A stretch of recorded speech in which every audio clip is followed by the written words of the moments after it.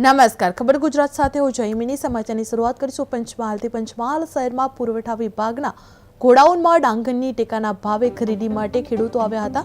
જે રાત્રિના સમયે ઠંડીમાં પણ કેટલાક ખેડૂતો ગોડાઉનની બહાર ટ્રેક્ટરમાં સૂઈ ગયા હતા। આ દરમિયાન કેટલીક કુદરતી આફતોને લીધે ખેડૂતોની ખેતીમાં નુકસાન પહોંચ્યું છે, છતાં બચેલી ડાંગ ટેકાના ભાવે વેચવા માટે પુરવઠા ગોડાઉનમાં લાવી હતી, પરંતુ થોડી કાળાશ પડેલી ડાંગ પુરવઠા વિભાગે ખરીદવા પર ના લીધા હતા, જેના કારણે ખેડૂતો નારાજ અને તંત્ર સામે આક્રોશિત થયા હતા। જે ખેડૂતો થઈને પોતાની ડાંગર ઓછા ભાવે ખાનગી વેપારીઓને વેચવી પડતી, જે તંત્રની કાર્યવાહી સામે સવાલો ઉઠવા પામ્યા છે। જે પંચમહાલમાં તંત્ર સામે ખેડૂતોમાં ભારે આક્રોશ જોવા મળ્યો છે। ખેતીમાં નુકસાન થયું હોવા છતાં ટેકાના ભાવે ખરીદી માટે ખેડૂતો આવ્યા હતા અને રાત્રિના સમયે ઠંડીમાં પણ કેટલાક ખેડૂતો ગોડાઉનની બહાર ટ્રેક્ટરમાં સૂઈ ગયા હતા, પરંતુ દરમિયાન કેટલીક કુદરતી આફતોને લીધે ખેડૂતોના પાકમાં નુકસાન પહોંચ્યું હતું। જે રાત્રે ઠંડીમાં ટ્રેક્ટરમાં સૂઈ ગયા હતા, પણ કાળાશ પડેલી ડાંગર ન ખરીદતા ખેડૂતો નારાજ જોવા મળી ગયા હતા। જે તંત્ર સામે ખેડૂતોમાં ભારે આક્રોશ જોવા મળ્યો હતો। ખેડૂતો થઈને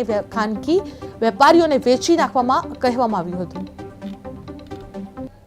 કમોસમી વરસાદને કારણે ખેડૂતોને એક તો તમામ પાક નિષ્ફળ ગયા છે અને જે બચેલી ડાંગર છે એ થોડી કાળાશ પડી ગયેલી હોય અને જે વેચવા આવે છે ટેકાના ભાવે તેમાં અમુક કાળાશ પડતેલી ડાંગરના કારણે લેવામાં આવતી નથી અને બિચારા તે વિલે માટે એ ડાંગર પાછી લઈને જાય છે અને જે ડાંગર પાકનો પાક લેવામાં ખેડૂતોને કેટલી તકલીફ પડે છે એ તો ખેડૂતને જ ખબર હોય છે।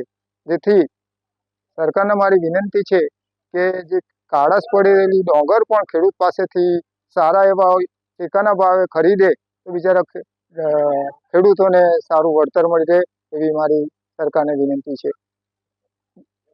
100% ડાંગરના બદલે 40% ડાંગર થઈ છે ખેડૂતોને અને જે ટેકાના ભાવે લેવામાં આવે છે જે ખરેખર ઉચ્ચ એનાથી 500-600 રૂપિયા